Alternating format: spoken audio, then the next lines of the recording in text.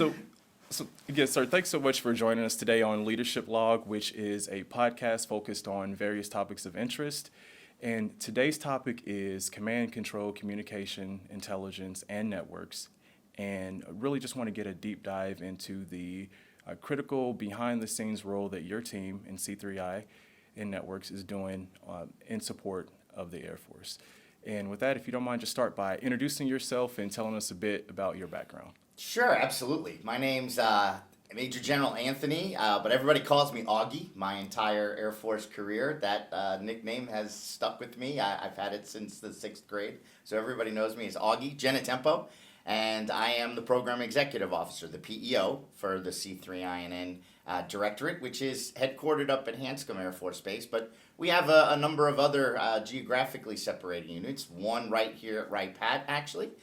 We have one down at Maxwell Air Force Base, or actually at the Gunner Annex. And we also have a very large contingent out in San Antonio. Probably about 700 to 800 folks live down in San Antonio doing part of our mission there. I've been a lifelong acquisition professional for the Air Force. I've done program management, dabbled a tiny little bit in engineering at the beginning of my career, but very quickly transitioned over to program management, and have been doing working on development programs, production programs, sustainment programs, the life cycle of our weapon systems for the entirety of my career. Done work in space, I've done work in weapons, and most recently was out at the Nuclear Weapons Center as the PEO, and then I was also the PEO for weapons. So that's what I've done since I've gotten to be a program executive, and now I'm back up at Hanscom, actually in the same directorate that I started off my career as a colonel as. So it's nice to be back home. Awesome. So where did you go to college? I went to college at Rutgers University and through the ROTC program at Rutgers University in New Brunswick, New Jersey, and graduated from there, and then immediately, actually I won't say immediately, it took almost about a year for me to come on active duty. I was in a time frame where there was a very huge backlog of reserve officers being brought on active duty, so I kind of foundered for almost exactly a year before I started working out in what's now the Air Force Research Lab out at Kirtland Air Force Base in New Mexico. So why did you join the Air Force? I joined the Air Force to do space stuff. I was enamored with space. I loved space, and actually got to do that my first 2 assignments in the Air Force. I worked in the Space Lab in Albuquerque, and then I went out to Los Angeles, and I worked at what is now the Space Systems Command, Space Systems Center, and used to be the Space and Missile Systems Center, SMC. And then after that, I went to the F-22 program and never got to really look at space stuff again, but can't say that I've been disappointed with my career. Been doing a lot of really, really wonderful jobs, working on a lot of amazing programs, and meeting a lot of amazing people. So, but yeah, I joined the Air Force to actually start working with our nascent space. I was hoping that maybe when the Space Force stood up, I might get a phone call, but nah, that didn't happen. Well, you're exactly where you need to be. I believe so. So absolutely. So let's talk a bit about your team, the command, control, communication, intelligence, and network. It's a long name. What exactly does it mean? Sure. C3I&N, because of the long name, right? That's how we shorten it. That's how most people get to know us. It's basically talking about, in our new digital world, it's every airman, every guardian connected anytime, any place. And that has always meant either to the forward tactical edge, to the desk on your computer, to the applications that make your life better during the day. If you need to connect into the fitness app, if you need to connect into your logistics system, if you need to connect into your weapons movement application, we provide the background and the infrastructure that all of that sits on. We also have a very large component working in our cyber and crypto domains. So we are in direct support with the 16th Air Force, with our team down in San Antonio, providing both offensive and defensive cyber capabilities to Air Force Cyber Command and U.S. Cyber Command. As well as we are the depot, the production entity and the depot responsible for over 300,000 cryptographic devices employed not only by the Air Force, but by all of our services, including our Space Force, the Army, the Navy. And we run that depot out of San Antonio as well, making sure that those devices are keeping our data safe. And that's a very new and I apologize. It's not a new field, but what is coming up in the near term future, getting prepared for our quantum resiliency and how our cryptographic devices are going to protect us against a quantum threat is a huge new area that our team is moving into and that a lot of resources are being applied to right now. So That's interesting. Hanscom Air Force Base, we have our Aerial Networks Division and our Tactical Data Links Division. So our Battlefield Airborne Communications Node program, our wonderful and lovable Bacon program that has been flying since like 2003, 2004. We are procuring a number of new aircraft to perform that mission ever since our Global Hawk assets were removed from the inventory. So that's one area that's up at Hanscom Air Force Base. Our Special Programs Division deals a lot of special programs that we won't be able to get into, but they also deal a lot with the SAP enterprise information technology. So all of our programs that need SAP networks, not your NIPR network or your, which is your unclassified, or your SIPR network, which is your secret network. They do a lot of work in that area trying to help our programs and help our mission partners get their SAP enterprise SAP networks up and running. Then we have HNI, which is also headquartered at Hanscom. They're the ones that do the enterprise IT for the rest of the Air Force and for the Space Force, right? So they're providing for that basic infrastructure either at the base, a lot of our cloud infrastructure and our movement of our networks into the cloud is run out of that organization, and then our folks down in San Antonio have the cryptographic and the cyber missions. Okay, so how important is C3I&N networks to warfighting? You know, I like to say we enable everything that everybody else is able to do, right? If information is going to be the new strategic edge for warfighting.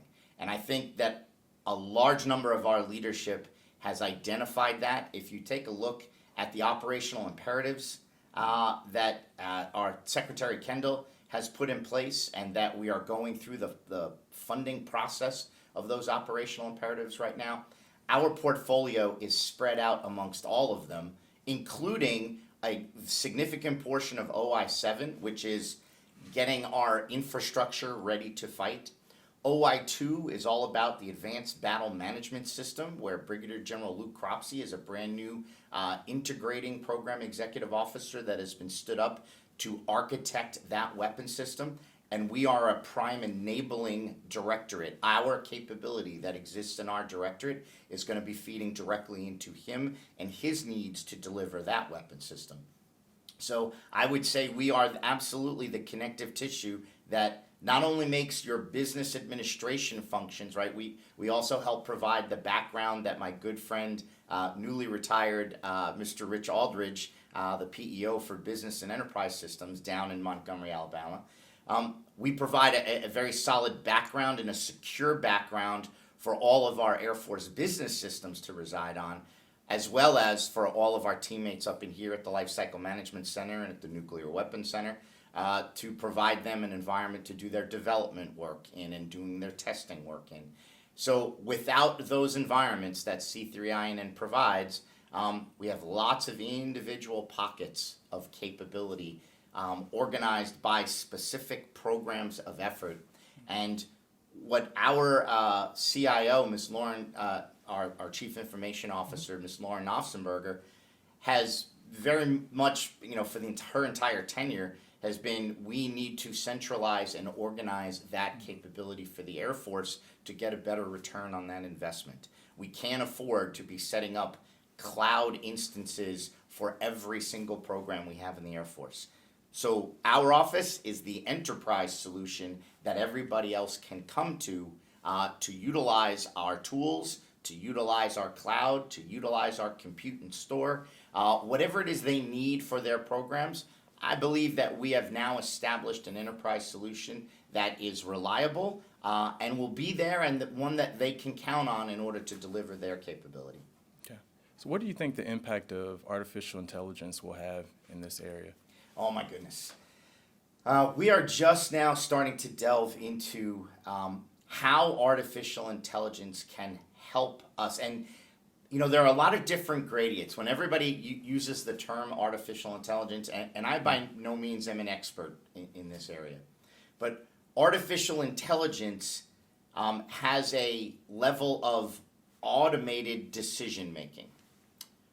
Well, there are many different gradients of intelligence and machine learning and automation. So artificial automation, I don't even think that that's a coined phrase in our lexicon, but we do a lot of helping our networks automate functions that people are currently doing to reduce workload. So it's not really intelligence per se, it's helping to streamline the efforts, that taking people out of the processes that we know we can use automated, software-driven processes to accomplish those goals. Artificial intelligence, I believe, is going to come into play in helping us analyze or aggregate, analyze, and disseminate the vast amounts of data that we are now collecting and that will be available, and then trying to help us route it in the most efficient way to get to the people that need it the fastest. That's where I believe artificial intelligence from a network perspective is going to come into play. And we are working with our industry partners, starting to try to understand where we can insert that intelligence. And I think a lot more of that's going to come out as we see where the architecture for our advanced battle management system is going to take us. Awesome. So Yes. I know you'll be on base today talking about, talking to WI and some of the big wins that you've all Right. had together. So, Well, if it's one thing that I've learned in the 9 months since I've been sitting in this job, is that Air Force IT is absolutely a coalition of the willing. And by that I mean there's not just one organization that is responsible for getting information technology capability out to our warfighters. There are numerous organizations. Our CIO organization, SAF-CN. Air Combat Command is our lead, our executive agent for resourcing of IT capability, not just for Air Combat Command, but for the Air and Space Force. We deal with 3 organizations in Air Combat Command, right? 16th Air Force, we deal with the A6 at Air Combat Command as far as base infrastructures goes, and the Triple C, and oh my goodness, I'm trying to remember what the Triple C for is, the Command Communications Center. It's whatever U.S. Communications Command or Air Force Communications Command devolved down to, that now exists under Air Force Air Combat Command. We have the SAF A26 under Lieutenant General Leah Lauterbach. Our Air Force Installation and Management Center under General Allen plays a big role because they have a piece in base infrastructure and modernization. So getting with them in our portfolio as to how we are upgrading and providing new capability to base communication, there's an overlapping Venn diagram with his organization. U.S. Space Force has their own CIO and has their own needs and their own desires that the Department of the Air Force has a very large role in providing for them. So there are a myriad of organizations. We work very closely with DISA, right? So not an Air Force organization, but they provide the Air Force a lot of our networking capabilities and a lot of our protections and guardrails. So we lovingly call that entire group of people the 8 families.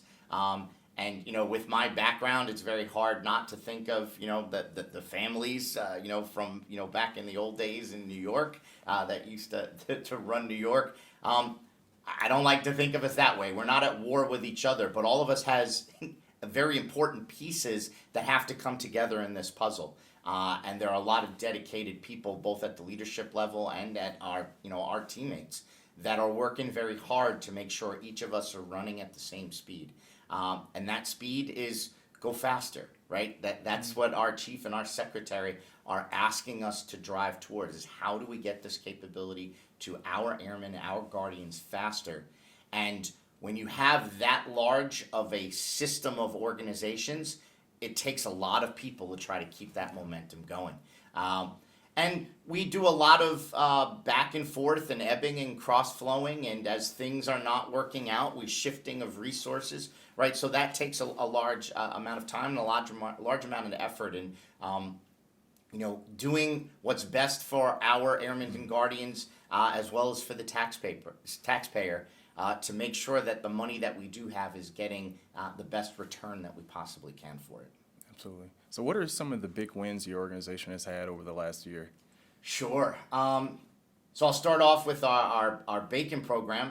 We as much as we talk about networks, we actually in our directorate do have a flying mission that we're responsible not only for the payload but the platform that it exists on.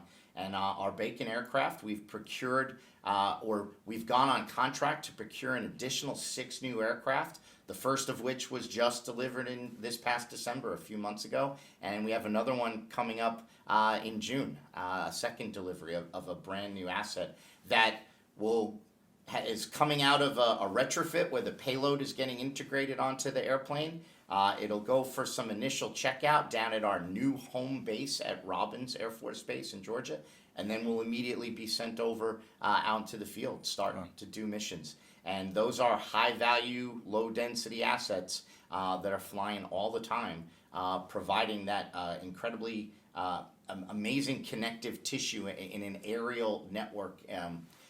Usually it's with Link 16, which is a data link that a lot of our combat aircraft and a lot of our support aircraft use that to pass information and to get a site picture of an area.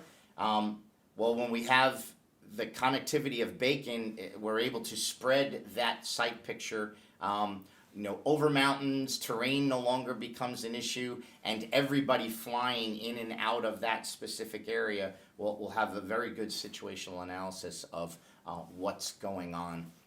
And the closer you get to contested areas, the more important that site picture becomes.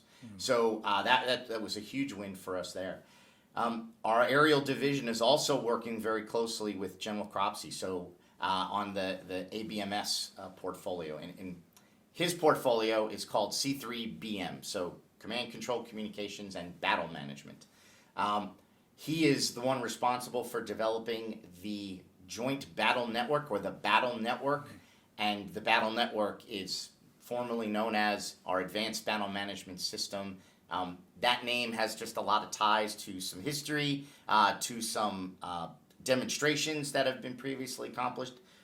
What we've done is we've reinstituted a forum called the Aerial Networking Summit, where we have not only government but industry participating in understanding how the ABMS architecture is getting rolled out, and then what we, from an aerial layer, what piece of our programs is going to be fitting into that architecture, and what changes do we need to make, what additional capabilities are going to be required for that architecture that may not be currently part of our requirement set. So we are working very closely with that team. A portion of them are actually located up at Hanscom with us. The rest of them are located down in Washington, D.C. on Bolling Air Force Base, but we are in constant communication with them, and we're going on to our fifth iteration in probably 7 or 8 months of an aerial summit, because that's the pace that the Secretary has General Cropsey on, and that's how fast we're running. On our networking side of the house, we have we just came off of an extensive process with the GAO for one of our contract awards. It's our multi-billion-dollar Enterprise IT as a Service contract award. We just had that kick off last week, so everything has been resolved that needed to according to that process, and we are now working with our prime contractor moving forward to get after a number of base infrastructure issues. We're concentrating a lot on our Indo-PACOM infrastructure and then there is a categorization of places that we're going to be going to after that. We're working with the 2-6 community as well as Air Combat Command's 6 community on understanding what the base comm squadron of the future is going to look like, and how the capabilities that we're bringing to information technology, there's going to be some shifting of roles and responsibilities off of comm squadrons of today in order for them to focus on the mission that's being outlined them for the future. So those are all conversations that are happening right now, and there's a big ebb and flow as to what that'll be. So I don't really have any specifics to outline for you, other than we are looking to bring industry partners in for our bases to provide IT services, IT capability as a service, rather than owning that ourselves and operating that ourselves. And by ourselves, I mean Blue Suit, Air Force, owned and operated. We're looking to integrate industry much more into that process. For our crypto folks and our cyber folks, OI7 has actually, through the FY24 POM, which is being debated in Congress right now, has not been appropriated yet, but in the president's budget, there was a very large plus up for sensing capability of our Air Force networks, almost $800 million, over $800 million across the FIDEP in the 24 budget to provide sensing capabilities. And what do I mean by that? I mean, as you're operating your network, you'd like to know who's on it and where the traffic is going, and you'd like to know if somebody who's not supposed to be there is attempting to get to where they shouldn't be. So we are putting a very large effort in increasing that capability to increase our resiliency of our Air Force networks. And again, that's a testament, I think, to our Air Force leadership and space leadership, saying we have gathered enough of a technical debt over the past number of years in our information technology, and this is a realization that in order to get to the capabilities that Secretary Kendall and Chief Brown want for an Air Force to move forward into the future, and the force that they want for the future, I think there's a recognition that our connective tissue is what's going to enable us to get there, and that we need to invest in that to get it back to a level to be competitive. Yeah, absolutely. So that's our HNC folks. I talked a little bit about H&J, again, a number of wonderful projects that they're working on and providing. The biggest, I think, of which is on the SAP, or the Special Access Program network side of the house. They are doing an amazing amount of effort. So again, taking a small localized network concept, and how do we expand that and scale that to be applicable to 800,000 users that may require SAP connectivity or a SAP environment to do either their development, their testing, or their production in. And what does SAP stand for? SAP stands for Special Access Program. Okay. So we have various classification levels, right? So there's basically unclassified, and then CUI, controlled unclassified, and then you have your secret, your top secret, your compartmented, and then a special access program identifier, which is just other levels of security that have different security controls on them to ensure the resiliency of that information, and making sure that only the people that have access to that information are available to get that. So in that regard, our CIO has taken us down a path of a zero trust philosophy, and we can probably spend an entire podcast talking about zero trust. And that's, in a sense, moving away from protecting of networks to protecting of information by being able to 100% verify who's accessing the information and whether or not they have the ability to actually see the information they're trying to access. So all of our systems that are coming online right now are incorporating zero trust philosophy controls in their design to fit into this larger zero trust philosophy. And a big piece of that is our HNI's program, Identity, Credential, and Access Management, our ICAM program, which is also a key part of our FY24 POM and the OI7 initiatives. There's a good deal of money flowing into that as well. So I think I covered a team. I guess I didn't talk about cloud, which is what the reason for my visit up here today to Wright Pat. Our CIO, as well as our Secretary for Acquisition, Mr. Hunter, have basically said we need to move our development and our efforts and our mission systems into a cloud environment. And what I mean by cloud is, in essence, using other people's computers to do the work that we want to do instead of owning all of that ourselves.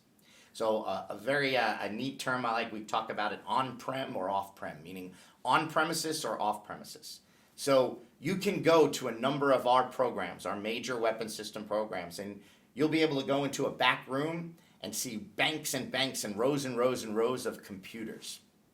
That is their network that they are doing their either development or production or testing on. And it sits in a government building, and it's run by government people, and the electricity is paid for by the government, and all of that is owned by the United States Air Force. Now imagine multiplying that across the hundreds and hundreds and hundreds of different entities that need a similar capability. That quickly becomes very expensive. So what we're trying to do is we're trying to remove the need for all of those on-premise services and on-premise environments and move them to a commercial cloud, right? Where you go out and when you put all of your files and your pictures out on Google, well, that's resting on Google's computers. It's not on the computer that you own. That's in essence what we're trying to do for the Air Force. Okay. Now, we have to take a little bit more precautions with our data and our access to commercial entities, and we've been working with Microsoft and Oracle and Amazon and Google to instantiate government versions of their commercial cloud, right, that have the guardrails and the protections that we require, but we can take advantage of their investment in cloud for the population of the planet, okay? That comes at a much cheaper cost to us than us owning that by ourselves, right? So we have close to 113 applications of the United States Air Force. And by application, again, I mean you open up your computer, you open up a spreadsheet that, let's say, talks about logistics ordering of parts from a flight line. Well, that application, instead of existing on a number of servers that the Air Force owned, now exists in Cloud One under a cloud instance. I'm not sure which one it is. I want to say possibly Amazon's. That application and the people who are accessing it are accessing it inside a commercial cloud space that the Air Force has centralized, carved out, and that my office runs that effort and provides the background and support needed for that effort, where all these people have to do is connect in, run their application, do their business. They don't have to worry about everything that comes with that. So for us, software is a never-ending process, and network capability is a never-ending process. It's not a design, build, deliver, and then you're done. Right? It is a constant iteration. It is constantly changing. It is constantly evolving. So how much we're able to do within any given period of time is going to be very dependent on the budget that gets appropriated for us to do that. Right now, I'm very hopeful. If Congress moves forward with the president's budget has recognized an increase for information technology for the Air Force. And we are going to be jumping off and running at full speed once that authority comes through. So we're very excited in that regard. Again, the biggest thing as well with General Cropsey in the C3BM portfolio, that's a brand new entity for Air Force acquisition, and that's a brand new relationship, and it's a brand new structure on how to operate and deliver capability. So I think a lot of myself, my leadership, my peers are really wrapping our heads around how do we make that new structure successful and possibly utilize that as a model into the future. Another thing that we're really proud of is just the partnerships, especially that we have up at Hanscom. We have a number of wonderful partnerships with MIT Lincoln Labs that lives actually right on Hanscom Air Force Base. MIT operates the Lincoln Laboratory, and there's a lot of expertise there. The MITRE Corporation is headquartered right outside, in Burlington, Massachusetts, which is right next door to us. We have a number of partnerships with universities downtown, and especially University of Massachusetts in Lowell, Massachusetts. And Northeastern has a beautiful facility that they're able to handle many different classifications of work that we can utilize their spaces if we don't have those spaces right on base in Hanscom to utilize. We have a great partnership with the community and with the state in different facilities in and around Hanscom Air Force Base. And one of the things that I'm very proud of is our Lantern facility, which is a collaborative digital environment that organizations can come to with either hardware or software, plug into this environment and do their testing in an appropriate level without impacting operational environments, right? And taking down either space or taking down the space required to, for a program or an application that is providing value today and providing information to warfighters today. We don't want to interrupt that. We want to have a space, off to the side that mimics that virtual environment that we can do a lot of testing of new capability. And our Lantern facility, which is located right on Hanscom Air Force Base, we have a number of people coming from all over the country, either plugging into virtually or coming up to visit us and sitting down with hardware and plugging in. So I'm really excited where we're going to be able to take that as far as IT for the future. I'd very much like Hanscom Air Force Base to be the test bed for the cutting edge of information technology. And I'd like it's a small enough base that we can control and access, but it's large enough to be representative of everywhere else that we're trying to implement these capabilities on. And I think it's a wonderful place with a wonderful associated community with the exact right skill sets that we need. Awesome. Well, is there anything you would like to add? No, I thought that was a great closing. I thought I should have saved that for the closing. I just want to say to the rest of the lifecycle management and to the rest of your audience, we are very proud of everything that we are doing up at Hanscom Air Force Base, working with Mr. Wirt in PEO Digital and working with Mr. Hardiman in the Nuclear Command, Control, and Communications, which is an incredibly important subset of the capabilities that we are helping provide. So the collaboration between those three PEOs that belong to the Lifecycle Management Center up at Hanscom are very well situated with each other. Our personnel know each other, have worked with each other for a very long time, interchange amongst those three PEOs because people love the New England area and usually are staying with us for a long time. Our collaborations with the state government, the governor and mayor of Boston has been some of the best that I've ever seen. So I'm very appreciative of that. And just the community at large has been very helpful to our mission. We like to say that, the Boston area, especially the Bedford area where Hanscom Air Force Base is the birthplace of American Command and Control. About 150 yards away from my house, a nice gentleman named Paul Revere and Mr. William Dawes and Mr. I can't remember his last name. Well, there were three people there. I'll remember it, but I think it was Dawes and Chamberlain on their midnight ride to inform the American colonists out at Concord that the British were on the march. And that happened right outside the gates of Hanscom Air Force Base. And I think we've taken that legacy into the 21st century. And we're very proud of that mission, and we are here to support everybody else. And that's part of my visits now and my visits into the future is helping everybody understand what we can do to help them with their missions. Awesome. One more question. So Sure. For folks, industry or folks across the Air Force or DoD who would like to collaborate, how do we get in touch with you? Sure. I wish I had a placard to throw up here. We have a nice QR code to get you in touch with our collaboration team, but call the main number for Hanscom Air Force for HN, our directorate, I think it's 781-225-1605. We'll get you in touch with our innovation team, and that'll be the gateway into HN. There are so many people out there with so many different capabilities. We actually have a group of folks set up to help field those initial calls and then filter them to where we think they can best try to help us. We would love for people to come up and visit us and utilize our Lantern facility if they have something they'd like to show us or demonstrate for us. So best way to get a hold of us, and right now I am only one of 2 Genatempos in the Air Force Global, so if you look up my name, you'll absolutely be able to get a hold of me, and I'll get you in touch with the right You have some people. engagement events coming up, right? There's one at the end of the summer, the Air Force, or the Life Cycle Industry Days. Sure. You'll We be there just as well? got finished with our New Horizons conference last month, which is basically Hanscom's version of the LCMC Life Cycle Industry Days. I will be back down here back here in Ohio for the Life Cycle Industry Days.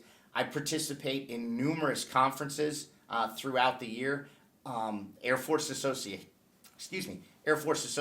conferences.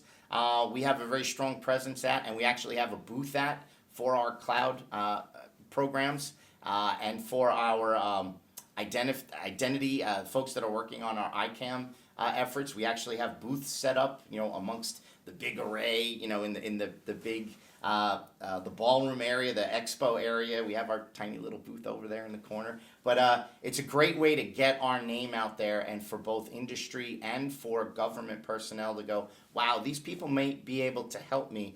Because what I'm finding more often than not, I think folks that are like me, and I may be going out on a limb here, but I think folks that are like me know that they have something that needs to be done for their weapon system that is either software driven or an integration of software and hardware.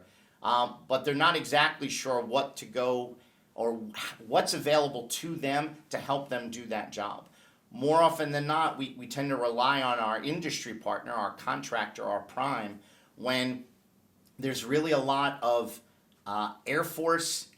inherent Air Force capability, government capability that is available to our own government teams to be able to do that work themselves and to have control of that work themselves and to be able to streamline that work for them. So I'm excited to share that message with them, and to, I'm hoping that 113 applications we have in the cloud right now, the next time I get to talk to you, I'm hoping it's triple or quadruple that, quite honestly. Awesome. Right? That's the type of pace that I would like us to be on in bringing people into this environment. Because the more people we bring in, quite honestly, the lower those costs are. That's how the commercial environment works. The more users you have, the less each of you has to pay for that infrastructure. So I'm hoping that we get that momentum, and I believe with our president's budget, it's going to give us that momentum to start moving forward. Awesome. Well, sir, thank you so much for your time. I really enjoyed talking to you, and I hope that you can come back on our podcast I would again. love to come back and give you an update on how we're doing. Awesome. Appreciate Sounds your time. great. Thank you. Thank you very much.